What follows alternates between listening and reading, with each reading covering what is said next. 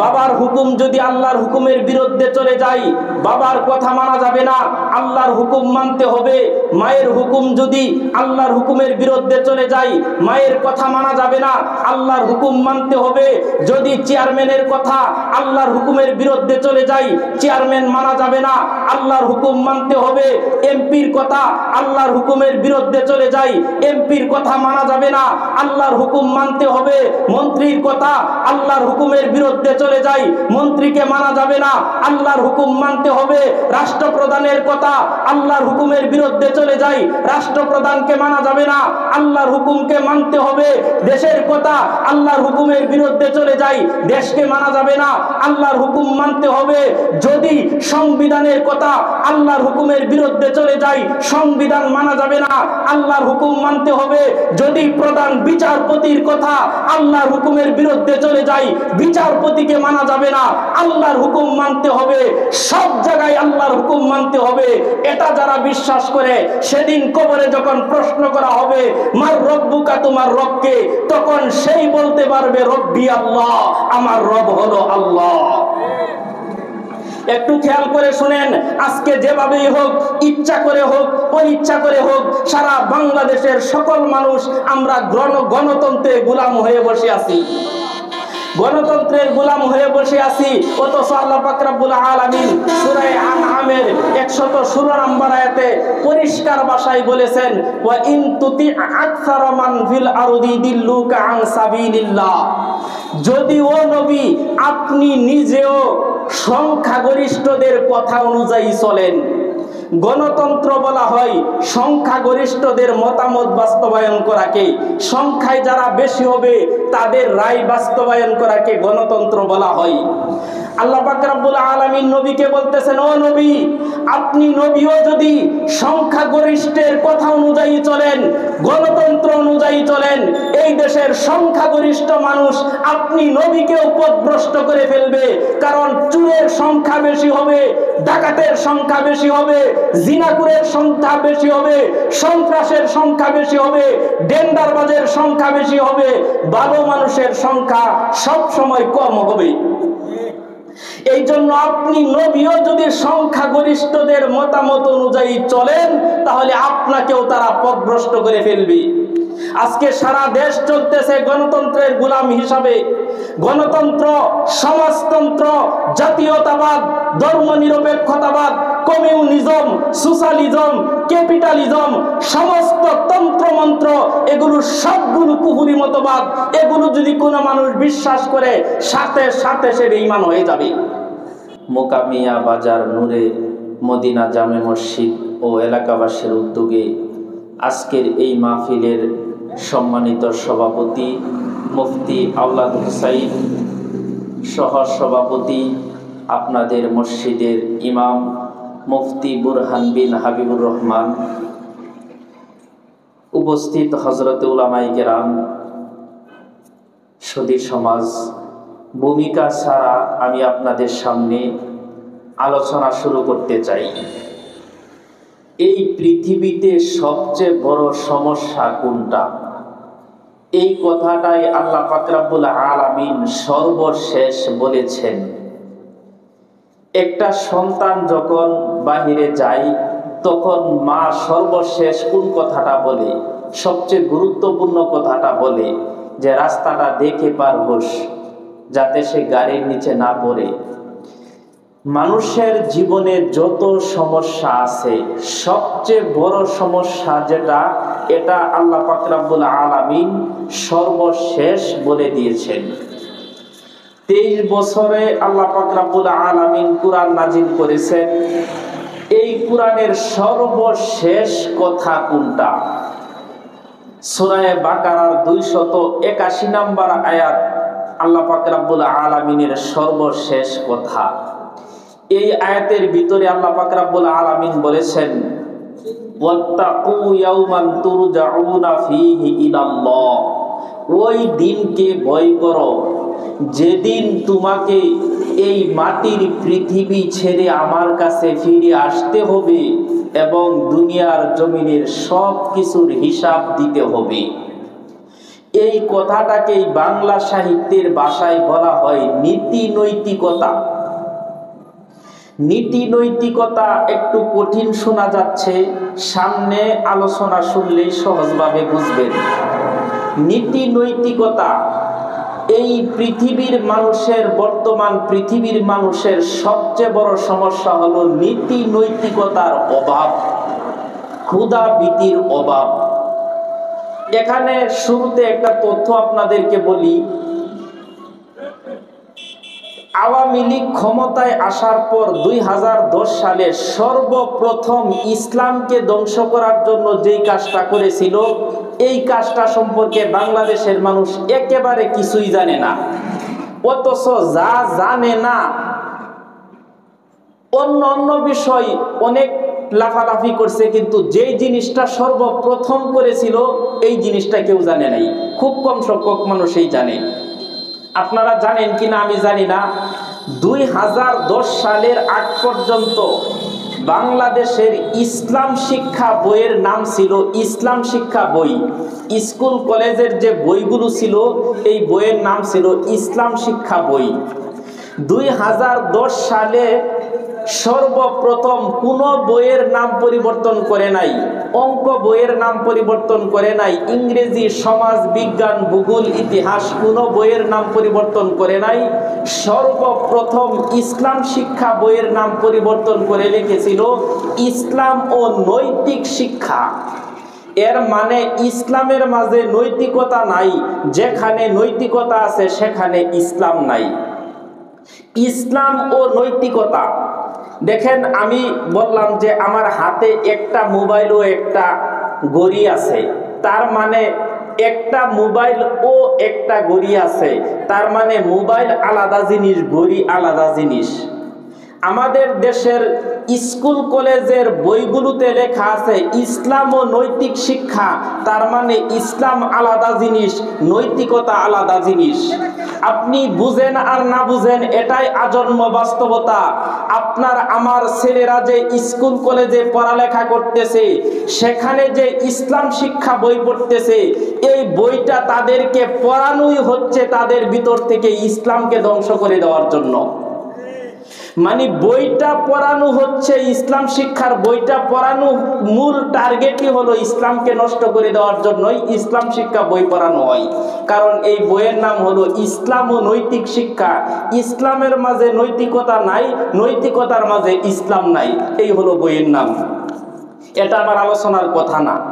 সর্বশেষ আল্লাহ পাক রব্বুল আলামিন মানব জাতির উদ্দেশ্যে যে কথাটা বলেছেন, সেটাকে সহজ ভাষায়, বাংলা সাহিত্যের ভাষায় বলা হয় নীতি নৈতিকতা। এখন কথা হলো, পৃথিবীর আমাদের সবচেয়ে বড় সমস্যা হলো নীতি আর নৈতিকতা। এই নীতি নৈতিকতা আমাদের মাঝে আসবে কিভাবে?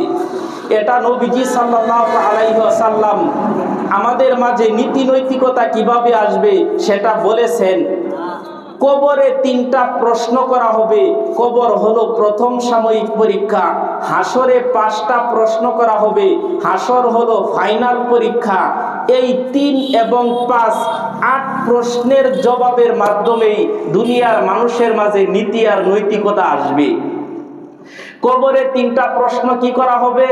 আবু দাউদ শরীফের হাদিসে যে কথাটা বলা হয়েছে আপনারা সবাই জানেন, এই জন্য আমার হাদিসের নম্বর বা কিছুই বলতেছি না। কবরে 3টা প্রশ্ন করা হবে। 1 নাম্বার প্রশ্ন, মার রব্বুকা, তোমার রব কি? প্রশ্নের জবাব হলো রব্বি আল্লাহ, আমার রব হলো আল্লাহ। এখন আপনি বলেন, এই প্রশ্ন যে কবরে করা হবে, এইটা কি আপনারা সবাই জানেন নাকি জানেন না? সবাই কি করেন? জানেন। তাহলে এটার আলোচনা করে বোঝানোর কিছু না। এখানে আপনার বুঝার বিষয় হলো, কবরে যে প্রশ্ন করা হবে, মার রব্বুকা, তোমার রব কে? আমার রব আল্লাহ, এটা আমরা সবাই জানি। কিন্তু জানার বিষয় হলো, কে বলতে পারবে আমার রব আল্লাহ আর কে বলতে পারবে না? কে বলতে পারবে কবরে ফেরেশতাদের প্রশ্নের জবাব দিতে পারবে আর কে পারবে না, সেটা হলো জানার বিষয়। যারা তাদের জীবনের সর্বক্ষেত্রে আল্লাহর হুকুম মেনেছিল, আল্লাহর হুকুমকেই প্রাধান্য দিয়েছিল, তারাই সেদিন মার রব্বুকার জবাবে বলতে পারবে রব্বি আল্লাহ। এখন একটু দেখার বিষয় আমরা কতটুকু আল্লাহর হুকুম আমাদের জীবনে বাস্তবায়ন করতেছি। বিস্তারিত আলোচনা আজকে করব না, মাত্র কয়েক মিনিট সময় আলোচনা করব। এখানে আপনি একটা জিনিস বুঝে নেন, শয়তান পথভ্রষ্ট হয়েছিল কেন? সূরা আরাফের 11 নম্বর আয়াত, কুলনা লিল মালাইকাতি ইসজুদু লি আদামা ফাসাজাদু ইল্লা ইবলিস। শয়তান পথভ্রষ্ট হয়েছিল কেন আমরা জানি। কেন পথভ্রষ্ট হয়েছিল? শয়তানকে বলেছিলেন আল্লাহ পাক রব্বুল আলামিন আদমকে সেজদা দাও, সে আদমকে সেজদা দেয় নাই, এই জন্য পথভ্রষ্ট হয়েছিল। কিন্তু আসলে এটা পূর্ণাঙ্গ কথা না। তাফসিরে ইবনে কাসিরে লেখা হয়েছে শয়তান আল্লাহর ইবাদত করেছিল ৮০,০০০ বছর পর্যন্ত। সে ৮০,০০০ বছর আল্লাহকে সেজদা দেওয়ার কারণে, আল্লাহর ইবাদত করার কারণে আল্লাহ পাক রব্বুল আলামিন তাকে সারা দুনিয়ার রাজত্ব দিয়েছিলেন। জান্নাতে বসে থেকে সারা পৃথিবীর রাজত্ব করত ইবলিস, শয়তান। সুতরাং শয়তান আল্লাহকে সেজদা না দেওয়ার কারণে পথভ্রষ্ট হয় নাই। তাহলে শয়তান পথভ্রষ্ট হয়েছিল কেন? সেটা আল্লাহ পাক রব্বুল আলামিন সূরা আরাফের 12 নম্বর আয়াতে বর্ণনা করেন। কলা আনা খয়রুম মিনহু, শয়তান বলতেছে আমি আদমকে সেজদা দিব না, কারণ আমি তার থেকে উত্তম। খলাকতানি মিন নার, আমাকে বানানো হয়েছে আগুন দিয়ে, আগুনের গতি উপরের দিকে, আগুনের মাঝে আছে নূর। আদম ও খলাকতাহু মিন তিন, আদমকে বানানো হয়েছে মাটি দিয়ে, মাটির গতি নিম্ন দিকে, মাটির মাঝে আছে অন্ধকার। আমি আগুনের তৈরি উত্তম, আদম মাটির তৈরি অদম। সুতরাং আমি উত্তম হয়ে অদম আদমকে সেজদা দিতে পারি না, এই জন্য শয়তান আদমকে সেজদা দেয় নাই। শয়তান পথভ্রষ্ট হয়েছে কেন? আদমকে সেজদা না দেওয়ার কারণে না, আদমেরকে সেজদা না দেওয়ার কারণে না, আল্লাহর হুকুম লঙ্ঘন করার কারণে, আল্লাহর হুকুমের বিরুদ্ধে যুক্তি দাঁড় করানোর কারণে। এই কথাটা এখানে মনে রাখেন। শয়তান পথভ্রষ্ট হয়েছে কেন?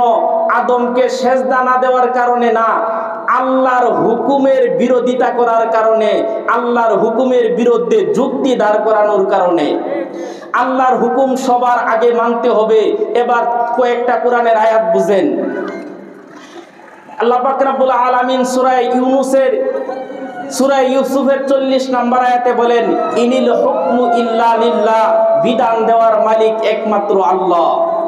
সূরা আরাফের 54 নম্বর আয়াতে বলেন, আলা লাহুল খালকু ওয়াল আমরু, সৃষ্টি যার, আদেশ চলবে তার। সূরা শুআরার 13 নম্বর আয়াতে বলেন, শারআ লাকুম মিনাদ দ্বীন, তোমাদের জন্য দ্বীনকে বিধিবদ্ধ করেছি। সূরা ইউনূসের 109 নম্বর আয়াতে বলেন, ওয়া হুয়া খায়রুল হাকিমিন, তোমাদের জীবনে হুকুম চলবে আল্লাহর, তোমাদের জীবনের সংবিধান হবে একমাত্র, হুকুমদাতা হবে একমাত্র আল্লাহ। ভালো করে বুঝেন, আল্লাহর হুকুম সবার সামনে, আল্লাহর হুকুম মানতে হবে। বাবার হুকুম যদি আল্লাহর হুকুমের বিরুদ্ধে চলে যায়, বাবার কথা মানা যাবে না, আল্লাহর হুকুম মানতে হবে। মায়ের হুকুম যদি আল্লাহর হুকুমের বিরুদ্ধে চলে যায়, মায়ের কথা মানা যাবে না, আল্লাহর হুকুম মানতে হবে। যদি চেয়ারম্যানের কথা আল্লাহর হুকুমের বিরুদ্ধে চলে যায়, চেয়ারম্যান মানা যাবে না, আল্লাহর হুকুম মানতে হবে। এমপির কথা আল্লাহর হুকুমের বিরুদ্ধে চলে যায়, এমপির কথা মানা যাবে না, আল্লাহর হুকুম মানতে হবে। মন্ত্রীর কথা আল্লাহর হুকুমের বিরুদ্ধে চলে যায়, মন্ত্রীকে মানা যাবে না, আল্লাহর হুকুম মানতে হবে। রাষ্ট্রপ্রধানের কথা আল্লাহর হুকুমের বিরুদ্ধে চলে যায়, রাষ্ট্রপ্রধানকে মানা যাবে না, আল্লাহর হুকুমকে মানতে হবে। দেশের কথা আল্লাহর হুকুমের বিরুদ্ধে চলে যায়, দেশকে মানা যাবে না, আল্লাহর হুকুম মানতে হবে। যদি সংবিধানের কথা আল্লাহর হুকুমের বিরুদ্ধে চলে যায়, সংবিধান মানা যাবে না, আল্লাহর হুকুম মানতে হবে। যদি প্রধান বিচারপতির কথা আল্লাহর হুকুমের বিরুদ্ধে চলে যায়, বিচারপতিকে মানা যাবে না, আল্লাহর হুকুম মানতে হবে। সব জায়গায় আল্লাহর হুকুম মানতে হবে। এটা যারা বিশ্বাস করে, সেদিন কবরে যখন প্রশ্ন করা হবে মার রব্বুকা, তোমার রবকে, তখন সেই বলতে পারবে রব্বি আল্লাহ, আমার রব হলো আল্লাহ। একটু খেয়াল করে শুনেন, আজকে যেভাবেই হোক, ইচ্ছা করে হোক অনিচ্ছা করে হোক, সারা বাংলাদেশের সকল মানুষ আমরা গণতন্ত্রে গোলাম হয়ে বসে আছি। গণতন্ত্রের গোলাম হয়ে বসে আছি, অথচ আল্লাহ পাক রব্বুল আলামিন সূরা আনআমের 116 নম্বর আয়াতে পরিষ্কার ভাষায় বলেছেন, ওয়া ইন তুতি আকসারা মান ফিল আরদি দিল্লুকা আন সাবিলিল্লাহ। যদি ও নবী আপনি নিজেও সংখ্যাগরিষ্ঠদের কথা অনুযায়ী চলেন। গণতন্ত্র বলা হয় সংখ্যাগরিষ্ঠদের মতামত বাস্তবায়ন করাকে, সংখ্যায় যারা বেশি হবে তাদের রায় বাস্তবায়ন করাকে গণতন্ত্র বলা হয়। আল্লাহ পাক রব্বুল আলামিন নবীকে বলতেছেন, ও নবী আপনি নবীও যদি সংখ্যাগরিষ্ঠের কথা অনুযায়ী চলেন, গণতন্ত্র অনুযায়ী চলেন, এই দেশের সংখ্যাগরিষ্ঠ মানুষ আপনি নবীকেও পথভ্রষ্ট করে ফেলবে। কারণ চুরের সংখ্যা বেশি হবে, ডাকাতের সংখ্যা বেশি হবে, জিনাকুরের সংখ্যা বেশি হবে, সন্ত্রাসের সংখ্যা বেশি হবে, ডেন্ডারবাজের সংখ্যা বেশি হবে, ভালো মানুষের সংখ্যা সব সময় কম হবে। এই জন্য আপনি নবীও যদি সংখ্যাগরিষ্ঠদের মতামত অনুযায়ী চলেন, তাহলে আপনাকেও তারা পথভ্রষ্ট করে ফেলবে। আজকে সারা দেশ চলতেছে গণতন্ত্রের গোলাম হিসাবে। গণতন্ত্র, সমাজতন্ত্র, জাতীয়তাবাদ, ধর্মনিরপেক্ষতাবাদ, কমিউনিজম, সোশ্যালিজম, ক্যাপিটালিজম, সমস্ত তন্ত্রমন্ত্র, এগুলো সবগুলো কুফরি মতবাদ। এগুলো যদি কোনো মানুষ বিশ্বাস করে, সাথে সাথে সে বেঈমান হয়ে যাবে। যারা তাদের জীবনে সবার সামনে আল্লাহর হুকুমকে প্রাধান্য দিবে, সেদিন তারাই মার রব্বুকার জবাবে বলতে পারবে রব্বি আল্লাহ, আমার রব আল্লাহ। আর যারা দুনিয়াতে সকলের হুকুমের সামনে আল্লাহর হুকুমকে প্রাধান্য দিবে না, আল্লাহর কসম কবরে সেদিন মার রব্বুকার জবাবে তাদের জিহ্বা দিয়া বের হবে না রব্বি আল্লাহ। এক নাম্বার প্রশ্ন। দুই নাম্বার প্রশ্ন, ওমা দিনুকা, তোমার দিন কি? আমরা প্রশ্নের জবাব জানি, আমাদের দিন হলো ইসলাম, দিনিয়াল ইসলাম। তিন নাম্বার প্রশ্ন করা হবে, আমাদের নবীজির ছবিটা কুদরতিভাবে আপনার চোখের সামনে এভাবে ভাসিয়ে দিয়ে আল্লাহ পাক রব্বুল আলামিন জিজ্ঞাসা করবেন, মা হাযা রাজুলুল্লাযী বুইসা ফীকুম, তুমি বলো এই ব্যক্তিকে। তখন আমাদেরকে বলতে হবে, ইনি হলেন আমাদের নবী মুহাম্মদ সাল্লাল্লাহু আলাইহি ওয়াসাল্লাম। এখন আপনারা বলেন, আপনারা কি কেউ নবীজি সাল্লাল্লাহু আলাইহি ওয়াসাল্লামকে দেখেছেন? তাহলে সেদিন আপনি আমি কিভাবে বলবো উনি আমাদের নবী? সহজ জবাব, নবীজি সাল্লাল্লাহু আলাইহি ওয়াসাল্লামের আদর্শ অনুযায়ী যারা জীবন যাপন করবে তারাই বলতে পারবে ইনি আমাদের নবী। এখন কথা হলো, আপনি নিজেকে বিবেকের আয়নায় দাঁড় করায় দেখেন, আপনি কতটুকু নবীজি সাল্লাল্লাহু আলাইহি ওয়াসাল্লামের আদর্শ অনুযায়ী চলতেছেন। একজন ভিক্ষুক থেকে শুরু করে একজন রাষ্ট্রপ্রধান পর্যন্ত, একদম চৌকিদার থেকে শুরু করে প্রধান বিচারপতির মসনদ পর্যন্ত এমন কোন জায়গা নাই যেখানে নবী আদর্শ রেখে যান নাই। এখন কথা হলো, আমি আপনি কতটুকু নবীর আদর্শের উপরে আছি? দুনিয়ার কত কিছুই তো জানার চেষ্টা করেছি, নবী সম্পর্কে, নবীর আদর্শ সম্পর্কে কতটুকু জানার চেষ্টা আমরা করেছি। এবার অনুভূতি জাগ্রত হওয়ার জন্য কয়েকটা কথা বলি আমাদের নবীজি সাল্লাল্লাহু আলাইহি ওয়াসাল্লামের উপর। নবীজি সাল্লাল্লাহু আলাইহি ওয়াসাল্লাম সম্পর্কে এই দেশের মানুষ, এই দেশের যুব সমাজ একেবারেই কিছুই তারা জানার চেষ্টা করে না। অথচ নবীজি সাল্লাল্লাহু আলাইহি ওয়াসাল্লামের আদর্শ দুনিয়ার সমস্ত আদর্শের উপর প্রাধান্য পাবে। নবীজির আদর্শ যদি করেন, আপনি একটু খেয়াল করেন আমার এখনকার কথাগুলো। যদি আপনি আমাকে জিজ্ঞাসা করেন আমাদের নবী মুহাম্মদ সাল্লাল্লাহু আলাইহি ওয়াসাল্লামের গায়ের রং কেমন ছিল, তাহলে হাদিস বর্ণনা করব, ওয়ালা বিল আবিয়াজিল আমহাকে ওয়ালা বিল আদামে, নবীজির গায়ের রং একেবারে দবদবে সাদাও ছিল না, আবার একেবারে গোধূলি বর্ণেরও ছিল না। যদি আপনি জিজ্ঞাসা করেন আমাদের নবী লম্বা ছিল নাকি খাটো ছিল, হাদিস বর্ণনা করব, ওয়ালা বিত তাবিলিল বাইনি ওয়ালা বিল কাসিরি, নবীজি সাল্লাল্লাহু আলাইহি ওয়াসাল্লাম একেবারে লম্বাও ছিল না, আবার একেবারে খাটোও ছিল না, মধ্যম আকৃতির ছিল। যদি আপনি জিজ্ঞাসা করেন আমাদের নবীজি সাল্লাল্লাহু আলাইহি ওয়াসাল্লামের মাথার চুলগুলো কেমন ছিল, হাদিস বর্ণনা করব, ওয়াকানা শা'রুহু লাইসা বিজা'দিন ওয়ালা সাবতিন, একেবারে কদম ফুলের মতো সুজাও ছিল না, আবার একেবারে কুকরানো ছিল না, রজিলুশ শা'রে খানিকটা ঢেউ খেলানো ছিল। যদি জিজ্ঞাসা করেন নবীজির সেই ঢেউ খেলানো বাবরি চুল নবীজি কিভাবে রাখতেন, হাদিস বর্ণনা করব, জিম্মাতুন লিম্মাতুন ফিয়াতুন, কাঁধ পর্যন্ত প্রলম্বিত বাবরি চুল নবীজি রাখতেন, কখনো এই কানের লতি পর্যন্ত বাবরি চুল নবীজি রাখতেন, কখনো কাঁধ এবং গর্দানের মাঝখান পর্যন্ত চুল নবীজি সাল্লাল্লাহু আলাইহি ওয়াসাল্লাম রাখতেন। যদি জিজ্ঞাসা করেন নবীজি সাল্লাল্লাহু আলাইহি ওয়াসাল্লামের চক্ষুগুলো কেমন ছিল, হাদিস বর্ণনা করব আশকালুল আইনি, শুভ্রতার মাঝে লালিমা মিশ্রিত নবীজি সাল্লাল্লাহু আলাইহি ওয়াসাল্লামের চক্ষু মুবারক ছিল। যদি জিজ্ঞাসা করেন নবীজি সাল্লাল্লাহু আলাইহি ওয়াসাল্লামের কাঁধ মুবারক কেমন ছিল, হাদিস বর্ণনা করব গুদ্দাতান বুআইদু মা বাইনা মানকিবাইনে, দুই কাঁধের এই স্থানটা প্রশস্ত ছিল, বীর পুরুষের মতো ছিল। যদি জিজ্ঞাসা করেন দুই কাঁধের মধ্যবর্তী স্থানে মোহরে নবুয়ত কেমন ছিল, হাদিস বর্ণনা করব গুদ্দাতান হামরা মিসলা বাইজাতিল হামামাতি, দুই কাঁধের মধ্যবর্তী স্থানে কবুতরের ডিমের নেই, লালচে গোস্তের টুকরার নেই মোহরে নবুয়ত ছিল। যদি জিজ্ঞাসা করেন নবীজির মাথাটা কেমন ছিল, হাদিস বর্ণনা করব দলিউর রাসে, নবীজির মাথা মুবারক একটু বড় ছিল। যদি জিজ্ঞাসা করেন নবীজির চেহারা মুবারক কেমন ছিল, হাদিস বর্ণনা করব দলিউল ফামে, রাসূলের চেহারা মুবারক প্রশস্ত ছিল, গোলাকৃতির ছিল। যদি জিজ্ঞাসা করেন নবীজির নাক মুবারক কেমন ছিল, হাদিস বর্ণনা করব ঈগল পাখির ঠোঁটের নেই ঈষৎ বাঁকানো নবীজির নাক মুবারক ছিল। যদি জিজ্ঞাসা করেন নবীজির সিনা মুবারক কেমন ছিল, হাদিস বর্ণনা করব নবীজির সিনা মুবারক প্রশস্ত ছিল, বীর পুরুষের মতো প্রশস্ত সিনা ছিল, পেট আর বুক নবীজির সমান ছিল।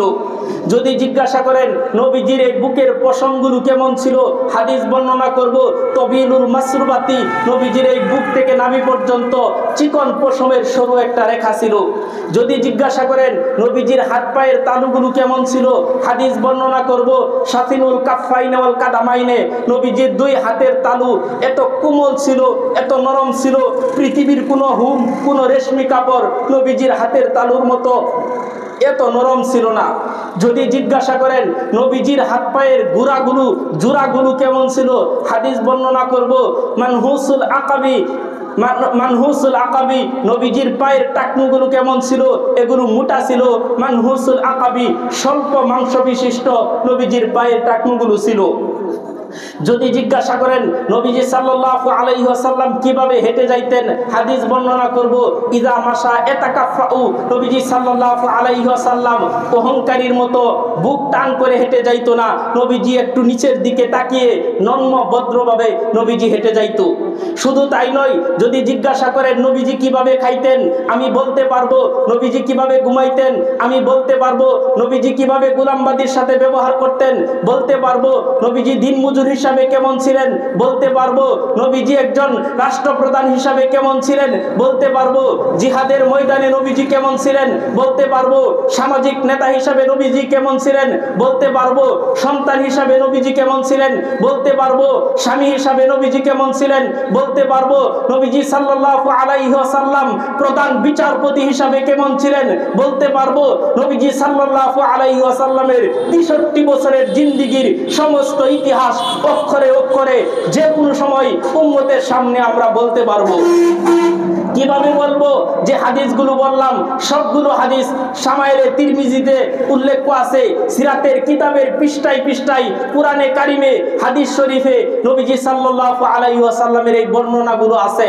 এগুলো আমরা পড়েছি, আমরা বলতে পারবো। এখন প্রশ্ন হলো, এই সমাজের কয়টা যুবক জানে নবীজির নাকটা কেমন ছিল? এই সমাজের কয়টা যুবতী জানে নবীজির ঠোঁটটা কেমন ছিল, নবীজির দাঁতগুলো কেমন ছিল, নবীজি কিভাবে হাসতেন, কিভাবে খাইতেন, কিভাবে ঘুমাইতেন? নবী সম্পর্কে এই সমাজের কয়টা ছেলে জানে? অনেক সেলিব্রিটি নায়ক নায়িকাদের এই ছেলেরা জানে, অনেক গায়ক গায়িকাদেরকে জানে, অনেক নায়ক নায়িকা সিনেমার হিরো অনেকের জীবনী সম্পর্কেই জানে। অথচ নবীজি সাল্লাল্লাহু আলাইহি ওয়াসাল্লাম সম্পর্কে জানার চেষ্টা এই দেশের কয়টা যুবক করেছে? এই ছেলেরা, আমার আপনার কলিজার টুকরা ছেলেগুলো সারা দুনিয়ার এত কিছু জানলো, এত পড়ালেখা করলো, এত শিক্ষিত হলো। আমি যে হাদিসগুলো বললাম এই হাদিসগুলো সম্পর্কে সে কয়দিন পড়েছে, এই সম্পর্কে তার কতটুকু জ্ঞান আছে? ভালো করে বুঝেন, সেদিন যখন কবরে প্রশ্ন করা হবে, নবীজিকে দেখিয়ে বলা হবে এই ব্যক্তিকে, তখন নবীজি সম্পর্কে যারা জীবনে কিছুই জানে নাই, নবীর আদর্শ জীবনে বাস্তবায়ন করে নাই, সেদিন তারা কিভাবে বলবে ইনি হলেন আমাদের নবী? আল্লাহর কসম, যারা নবীর আদর্শের দ্বার ধারে না, নবীকে জানার চেষ্টা করে না, নবীকে বোঝার চেষ্টা করে না, নবীর আদর্শ অনুযায়ী জীবন যাপন করার চেষ্টা করে না, সেদিন কবরে এই প্রশ্নের জবাবে তারা বলতে পারবে না ইনি হলেন আমাদের নবী মুহাম্মদ সাল্লাল্লাহু আলাইহি ওয়াসাল্লাম। এই গেল কবরের 3 প্রশ্ন। এবার হাসরের ময়দানে 5টা প্রশ্ন করা হইবে। হাসরের ময়দানে 5টা প্রশ্ন করা হবে। তিরমিজি শরীফের 2419 এবং 16 নম্বর হাদিস, লা তাজালু কদামা ইবনে আদম ইয়াউমাল কিয়ামাতি হাত্তা ইয়াসআলানা খামসিন। হাসরের ময়দানে 5টা প্রশ্নের জবাব দেওয়ার আগ পর্যন্ত একজন আদম সন্তান একটা কদম সামনে যাইতে পারবে না। 5 প্রশ্নের 1 নাম্বার প্রশ্ন করা হবে, আন উমরিহি ফিমা আফনা। হিসাব দিয়া যাও তোমার জীবন কিভাবে ব্যয় করেছো। 70 বছরের জিন্দেগি দিয়েছিলাম, সেই জিন্দেগি কিভাবে ব্যয় করেছো আজকে হিসাব দিয়া যাও। বঙ্গবন্ধুর গোলামি করতে করতে কত বছর ব্যয় করেছো, শহীদ জিয়ার গোলামি করতে করতে কত বছর ব্যয় করেছো, গণতন্ত্র সমাজতন্ত্র প্রতিষ্ঠা করার জন্য কত বছর ব্যয় করেছো, আর আমার জমিনে আমার কোরআন বাস্তবায়ন করার জন্য কতটা সময় ব্যয় করেছো। আজকে তোমার 70 বছরের জীবনের হিসাব দিয়া যাও। 2 নাম্বার প্রশ্ন করা হবে, ওয়ান শাবাবাহু ফিমা আবলা। হিসাব দিয়া যাও তোমার যৌবনকাল কিভাবে খরচ করেছো। একটু বলেন, জীবনের মাঝে যৌবনকাল আছে নাকি যৌবনকাল আলাদা জিনিস? কথা বলে না কেন? জীবনের মাঝে যৌবনকাল আছে নাকি যৌবনকাল আলাদা জিনিস? জীবনের মাঝেই আছে, কিন্তু আল্লাহ পাক রব্বুল আলামিন জীবনের হিসাব নেওয়ার পর যৌবনের হিসাব আলাদা নিবেন। বড় স্পর্শকাতর বিষয় খেয়াল করো যুব সমাজ। তোমরা ভাবতেছো এখন গুনাহ করতে থাকি, এখন সিনেমা দেখতে থাকি, এখন এভাবে জীবন যাপন করতে থাকি, এক সময় দাড়ি পাকবে, বৃদ্ধ হব, তখন আমরা ভালো হয়ে যাব। কিন্তু মনে রাখবা তোমার যৌবনের হিসাব কিন্তু আলাদা নেওয়া হবে।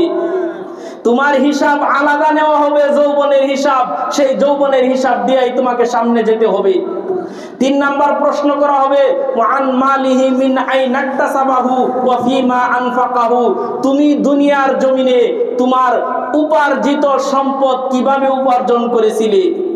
তুমি যে লক্ষ লক্ষ টাকার, কোটি টাকার মালিক ছিলে, একটা একটা টাকার হিসাব দিয়া যাও দুনিয়ার জমিনে কিভাবে সম্পদ উপার্জন করেছিলে।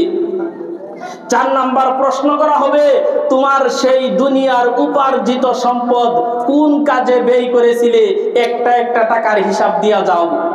বিস্তারিত বলার কোনো সুযোগ নাই, শুধু একটা কথা বলতে চাই, মনে রাখবেন সম্পদ বেশি হওয়া ভালো লক্ষণ না, আল্লাহ পরীক্ষা করার জন্য সম্পদ দেয়। আপনি গরিব কোনো সমস্যা নাই, ধনীদের 500 বছর আগে জান্নাতে যাবেন, এই ব্যাপারে অনেকগুলো হাদিস আছে, আপনারা ওই হাদিস আজকের পূর্বে অনেক সময় শুনে থাকবেন। 5 নাম্বার প্রশ্ন করা হবে, ওমাযা আমিলা ফিমা আলিমা।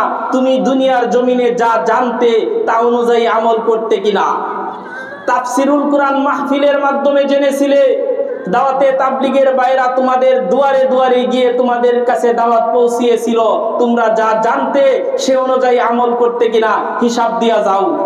আমার এতক্ষণের কথাগুলো যদি বুঝে থাকেন তাহলে সবাই একটু দয়া করে বলেন, প্রথম সাময়িক পরীক্ষা কবরের ভিতর কয়টা প্রশ্ন করা হবে? 3টা। ফাইনাল পরীক্ষা হাসরের ময়দানে কয়টা প্রশ্ন করা হবে? 5টা। 3 আর 5 কত হলো? 8টা। এই 8 প্রশ্নের জবাব অন্তরে থাকাকেই বলা হয় নীতি নৈতিকতা। এই 8 প্রশ্নের ভয় অন্তরে থাকাকে বলা হয় ক্ষুধাভীতি। আপনারা শিক্ষিত মানুষ, বাজার বড় মসজিদ, এই এলাকার কেন্দ্রীয় বড় মসজিদের মাহফিল, এটা অনেক বড় মাহফিল, অনেক শ্রোতা আপনারা আছেন, আপনারা শিক্ষিত, ভালো করে খেয়াল করেন। আপনাদের সন্তানদেরকে স্কুল কলেজ ইউনিভার্সিটির শিক্ষকরা, কোচিং সেন্টারের শিক্ষকরা সাজেশন দেয়, আমার সাজেশন অনুযায়ী চলো 50% কমন পড়বে, আমার সাজেশন অনুযায়ী চলো 70% 80% কমন পড়বে। আজকে মুকামিয়া বাজার বড় মসজিদের এই বড় মাহফিল থেকে আমি আপনাদেরকে কবরের 3 প্রশ্ন, হাসরের 5 প্রশ্ন, 8 প্রশ্নের সাজেশন দিয়ে গেলাম।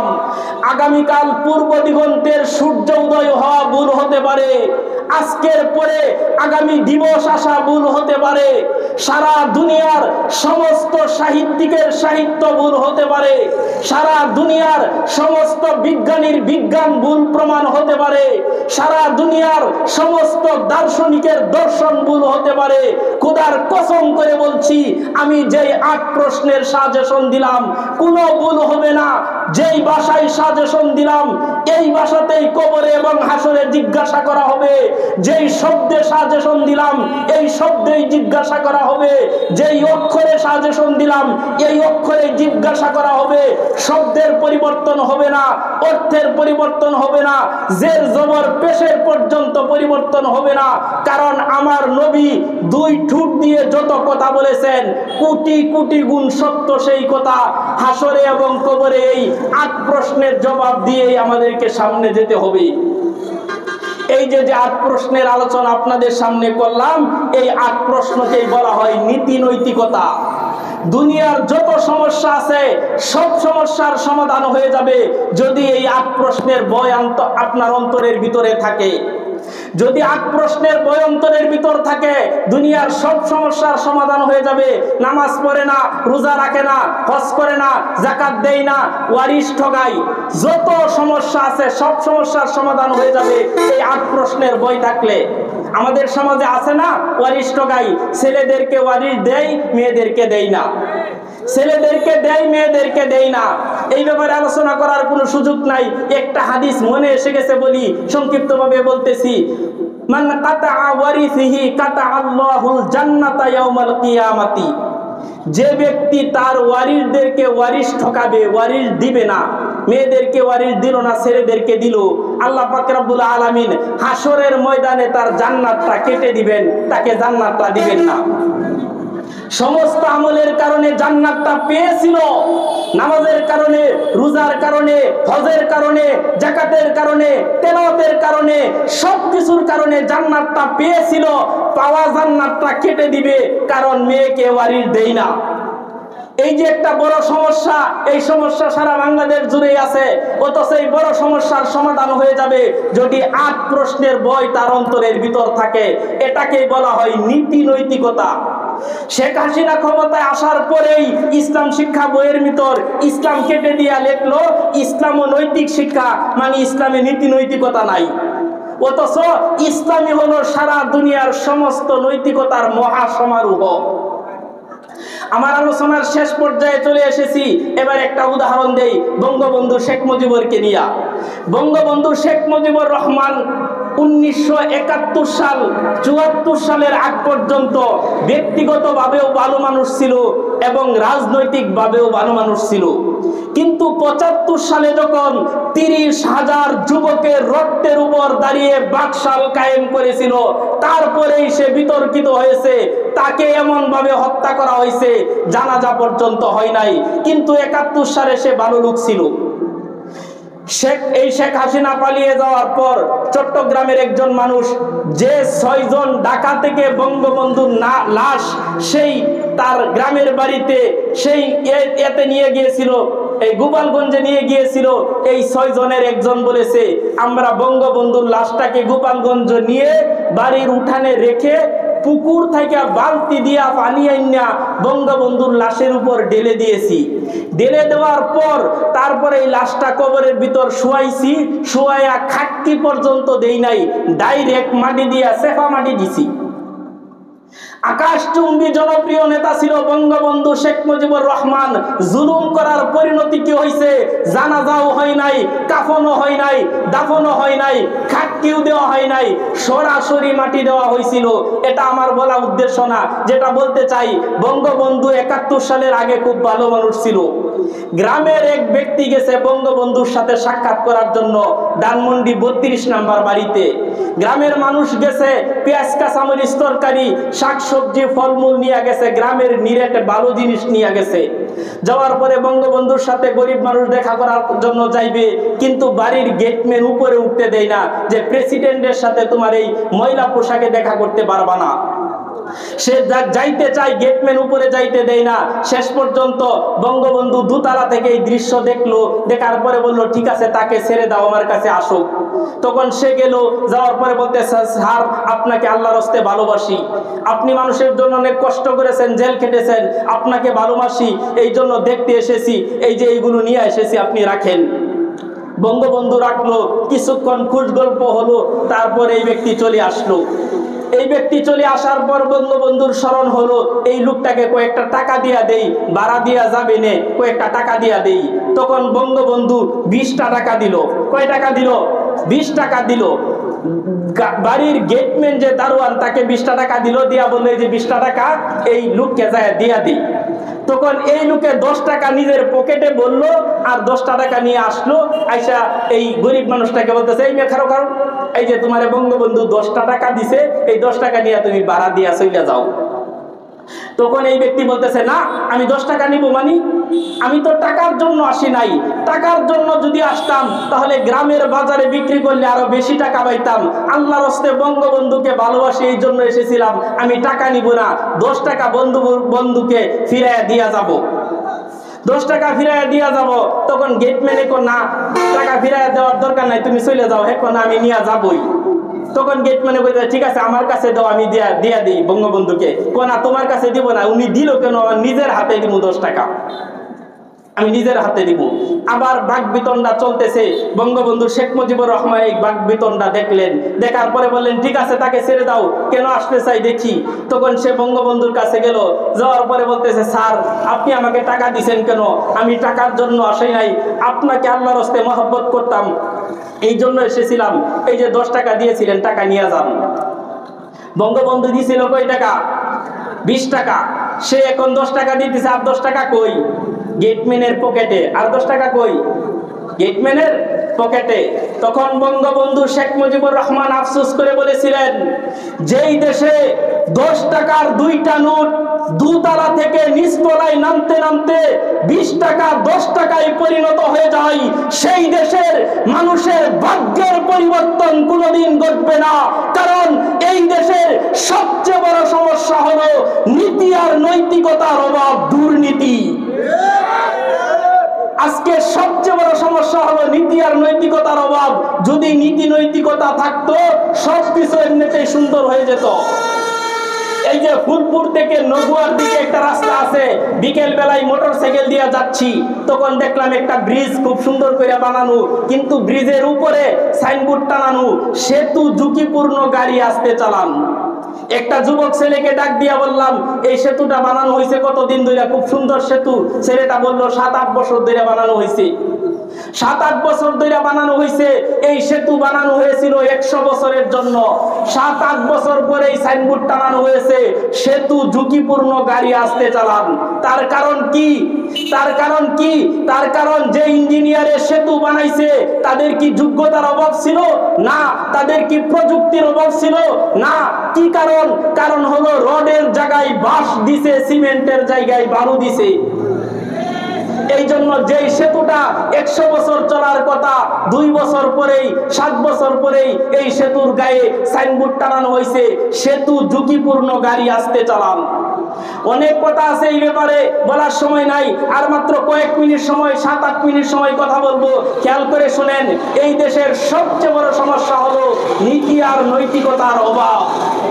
এই দেশের বিজ্ঞানীরা, এই দেশের সমাজ বিজ্ঞানীরা থিওরি দিয়েছে এই সমাজের উন্নতির জন্য education development, skill development, training facilities, শিক্ষাগত যোগ্যতা, দক্ষতা, প্রযুক্তির উন্নয়ন, এই 3টা জিনিসের দরকার।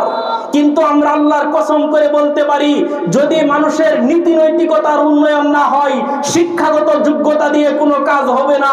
নীতি নৈতিকতার উন্নয়ন না হলে প্রযুক্তির উন্নয়ন দিয়ে কোনো কাজ হবে না। নীতি নৈতিকতার উন্নয়ন না হলে কোনো স্কিল ডেভেলপমেন্ট দিয়ে কোনো কাজ হবে না। ছোট্ট একটা উদাহরণ দিয়ে বোঝাই, যদি এই সমাজের সকল মানুষ শিক্ষিত হয়, ধরেন সব মানুষ শিক্ষিত হয়েছে কিন্তু নীতি নৈতিকতা নাই, না ধরেন প্রথমে সবাই মূর্খ, আপনার আমার সমাজের ছেলেগুলো মূর্খ, শিক্ষিত হয় নাই, তাহলে ফলাফল কি হবে? এরা সিসকাসুর হবে। সিসকাসুরে কি চুরি করবে?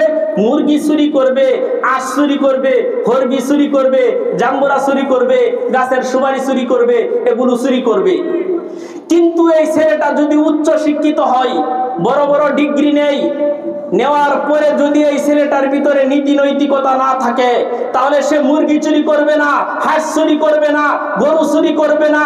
বাংলাদেশ ব্যাংকের চেয়ারে বসে, কাছের টেবিলের সামনে বসে, কলমের একটা আঁচড়ে 12,500 কোটি টাকা মাইনাস করে নিয়ে সেই বেগম পাড়ায় বাড়ি বানাবে।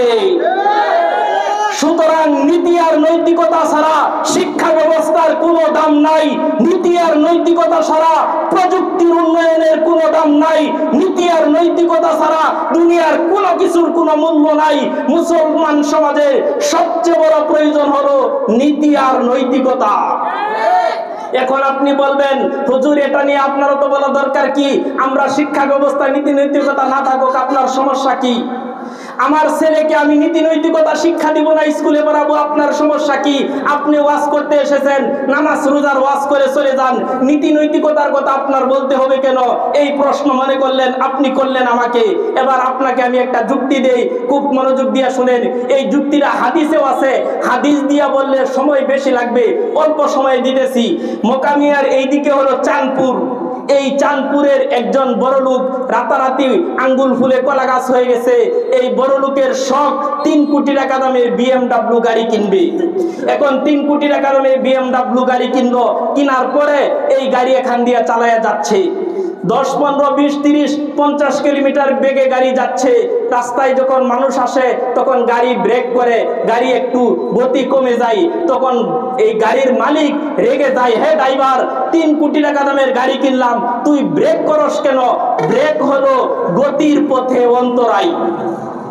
ব্রেক হলো গতির পথে অন্তরায়। এখানে একটা কথা বুঝেন, আমাদের এই ধর্মীয় শিক্ষা, নীতি নৈতিকতার শিক্ষা হলো ব্রেক পাওয়ার, আর দুনিয়ার জাগতির শিক্ষা হলো দ্রুত গতি। এখন এই লোকে বারবার বিরক্ত হয় যে তুই বারবার ব্রেক করস কেন? ব্রেক হলো গতির পথে অন্তরায়। এখন রাতের বেলা গাড়ি রাইখা বাড়িতে, ড্রাইভার বাড়িতে চলে গেছে, তখন এই গাড়ির মালিক গ্যারাজে যায় মেকানিককে আনছে, আনার পরে বলতেছে, তুই আমার গাড়ির 4 চাকা থেকে ব্রেক খুলে ফেল। তখন মেকার বলতেছে, স্যার কি বলেন, 4 চাকা থেকে ব্রেক খুলে ফেলবো? মানে ব্রেক ছাড়া গাড়ি আবার চলবে কিভাবে? পাগল হইছেন নাকি? এই কথা শোনার পর গাড়ির মালিক আরো তেলে বেগুনে জ্বলে গেছে। জ্বলে যেয়ে বলতেছে, হ্যাঁ 2 টাকা ড্রাইভার, আমি কি গাড়ি তোর বাবার টাকা দিয়ে কিনছি নাকি আমার টাকা দিয়ে কিনছি? স্যার আপনার টাকা দিয়ে কিনছেন। তাহলে আমি বলছি ব্রেক খুলে ফেলতে, তুই ব্রেক খুলে ফেল। এখন ড্রাইভার গাড়ির 4 চাকা থেকে ব্রেক খুলে ফেলছে। এই কাহিনী ড্রাইভার জানে না। পরের দিন সকালে ড্রাইভার এই 3 কোটি টাকা দামের BMW গাড়ি নিয়ে এই মুকামিয়া বাজার দিয়া যাচ্ছে, গাড়ির ব্রেক নাই। 3 কোটি টাকা দামের গাড়ি নিয়ে যাচ্ছে, কান্দিয়া গাড়ির ব্রেক নাই। এখন বলেন এই গাড়ির ভবিষ্যৎ কি? এটা কি ব্যাখ্যা করে বুঝাইতে হবে? না, কারণ এই গাড়ির ভবিষ্যৎ কি? রাস্তার ফুটপাতে মানুষ দাঁড়িয়ে থাকবে, এই গাড়ি তাদের উপরে উঠে যাবে, দোকানপাটে উঠে যাবে, খাদে পড়বে, ড্রাইভারও মরবে, গাড়িও ভাঙবে, মালিকও মরবে। এখন প্রশ্ন করা হলো, 3 কোটি টাকা দামের ব্রেক ছাড়া গাড়ি যদি মোকামিয়া রাস্তা দিয়ে যাওয়া, এখান দিয়ে চালায়া যায়, তাহলে কি আপনারা চালায়া যাইতে দিবেন নাকি বাধা দিবেন? চালায়া যাইতে দিবেন ব্রেক ছাড়া গাড়ি নাকি বাধা দিবেন? কেন বাধা দিবেন? গাড়ি কি আপনার বাবার টাকা দিয়ে কিনছে? কারণ ব্রেক নাই। গাড়ি আমার বাবার টাকা দিয়ে কিনো নাই, কিন্তু এই দেশটা তোমার বাপের তালুকদারি না। তুমি তোমার ব্রেক ছাড়া গাড়ি চালায়া যাইবা, দোকানপাটের মানুষের জীবন বিপন্ন করে আমার ছেলেরা স্কুলে যাবে, আমার মেয়েরা কলেজে যাবে, তাদের জীবন বিপন্ন করে তোমার এই ব্রেক ছাড়া গাড়ি মুকামিয়া রাস্তা দিয়া যাইবা। তোমার এই ব্রেক ছাড়া গাড়ি শুধু আমাদের এই রাস্তা নাই, বাংলাদেশের 54,000 বর্গ মাইলের 1 ইঞ্চি মাটিতে ব্রেক ছাড়া গাড়ি চলতে দেওয়া হবে না। কেন? কারণ শুধু তোমার সমস্যা না, আমার দেশের জনগণের সমস্যা।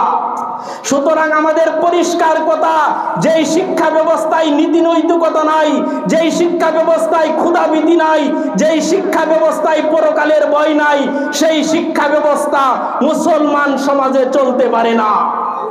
সেই শিক্ষা ব্যবস্থা যদি চলে, তারা শুধু মরবে না, আমাদেরকেও ধ্বংস করে ফেলবে, সবকিছু শেষ করে ফেলবে।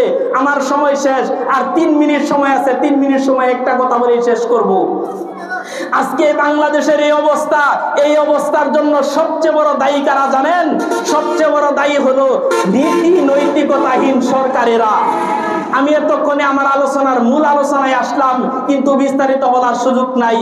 এই দেশে ইসলাম প্রতিষ্ঠা থাকার কথা, কারণ বাংলাদেশে ইসলাম এসেছে সাহাবায়ে কেরামের মাধ্যমে। মদিনায় ইসলাম যাওয়ার 2 বছর আগে বাংলাদেশে ইসলাম এসেছে সাহাবায়ে কেরামের মাধ্যমে। আমি ইতিহাসের একজন ছাত্র, ইতিহাস নিয়ে ব্যাপক পড়াশোনা আমি করি, আমার কাছে সম্পূর্ণ তথ্য আছে, কিন্তু এই তথ্য বলার সময় নাই। একটা কথাই বলতে চাই, এই দেশে ইসলাম এসেছে সাহাবায়ে কেরামের মাধ্যমে।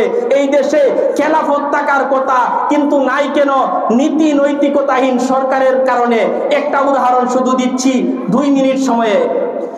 মুহাম্মদ সাল্লাল্লাহু আলাইহি ওয়াসাল্লামের দুস্থ আবু বকর রাদিয়াল্লাহু তাআলা আনহুর মেয়ে আসমা, আসমার মেয়ের সন্তানের নাম হলো, আসমার সন্তানের নাম হলো আব্দুল্লাহ ইবনে জুবায়ের। মুসলমান সরকার, মক্কা মদিনার মুসলমান সরকারের নাম হলো হাজ্জাজ ইবনে ইউসুফ। হাজ্জাজ ইবনে ইউসুফ মুসলমান সরকার আবু বকরের নাতিকে কাবাগরের সামনে জবাই করে দিল। কাবাগরের সামনে মশা মারা হারাম, মাছি মারা হারাম, পিঁপড়া মারা হারাম, মাথার চুল ছিঁড়া হারাম, গায়ের পশম ছিঁড়া হারাম। অথচ এই কাবাগরের সামনে মুসলমান সরকার আবু বকরের নাতির গলা কেটে সেই কল্লাকে কাবাগরের দেওয়ালে ঝুলাইয়া দিল। ঝুলাইয়া দেওয়ার পর মুসলমান সরকার বলতেছে, হে মক্কা মদিনার মুসলমানেরা, আবু বকরের নাতির কল্লা কেটে কাবাগরের দরজায় ঝুলিয়ে রেখেছি, তোমরা আসো, তামসা দেখো, তামসা দেখো, তামসা দেখো। তখন 80 বছরের বৃদ্ধ সাহাবী হযরতে আনাস রাদিয়াল্লাহু তাআলা আনহু লাঠি দিয়া বর দিয়ে দিয়ে কাবাগরের সামনে আসলেন। আসার পরে হাজ্জাজ বিন ইউসুফ বলতেছে, হুজুর আপনি কেন আসলেন? এই তামসা তো আপনার জন্য না। তখন হুজুর বললেন, আমি তামসা দেখতে আসি নাই, আমি তোদেরকে তামসা দেখাইতে এসেছি। কি তামসা দেখাইতে এসেছে এটা এখন বলবো, বলার সাথে সাথে সবাইকে বলতে হবে শরীরের সমস্ত শক্তি দিয়ে আল্লাহু আকবার। হযরতে আনাস রাদিয়াল্লাহু তাআলা আনহু বলতেছে, হে মুসলমান সরকার, আবু বকরের নাতির কল্লা কেটে সেই কাবাগরের দেওয়ালে ঝুলিয়ে রেখেছিস, তামসা দেখাইতেছিস, কিন্তু তুই তাকিয়ে দেখ, মুসলমানদের দেহ থেকে কল্লা কাটা যায় কিন্তু মাথা নত করা যায় না। আবু বকরের নাতির কল্লা কাটার পরেও সেই কল্লা নিচে নামি নাই, তোদের সকলের উপরেই রয়ে গেছে। পরিষ্কার কথা, মুসলমানদের দেহ থেকে কল্লা আলাদা করা যাবে, কিন্তু তাদের ভিতর থেকে কখনো তাদেরকে নীতি নৈতিকতাহীন করা যাবে না, তাদের মাথা নোয়ানো যাবে না। আরো হাজারো দৃষ্টান্ত আছে। সেই জসিমউদ্দিন রহমানী দামাত বারাকাতুহুল আলিয়া, আমাদের কিংবদন্তি, 13 বছর পর্যন্ত জেলখানায় বন্দী রেখেছে। শেখ হাসিনা যাওয়ার পরে জেল থেকে বের হয়েছে, কিন্তু মাথা নত করে নাই। যে কথা বুঝাইছি এখন একটু শুনেন। আল্লাহ পাক রব্বুল আলামিন মানব জাতির উদ্দেশ্যে সর্বশেষ কথা যেটা বলেছেন সূরা বাকারার 281 নম্বর আয়াতের কথা, ওয়াত্তাকু ইয়াওমান তুরজাউনা ফীহি ইলাল্লাহ। ওই দিনকে ভয় করো যেদিন তোমাদেরকে আমি আল্লাহর কাছে ফিরে আসতে হবে, দুনিয়ার জমিনের সব কিছুর হিসাব দিতে হবে। এই ভয় যদি, পরকালের ভয় যদি আপনার ভিতরে থাকে, দুনিয়ার সমস্ত সবকিছু আপনার সুন্দর হয়ে যাবে। আল্লাহ পাক রব্বুল আলামিন পরকালের ভয়, নীতি আর নৈতিকতা আমাদের সকলের ভিতর দিয়া দেখ। সবাই বলি আমিন।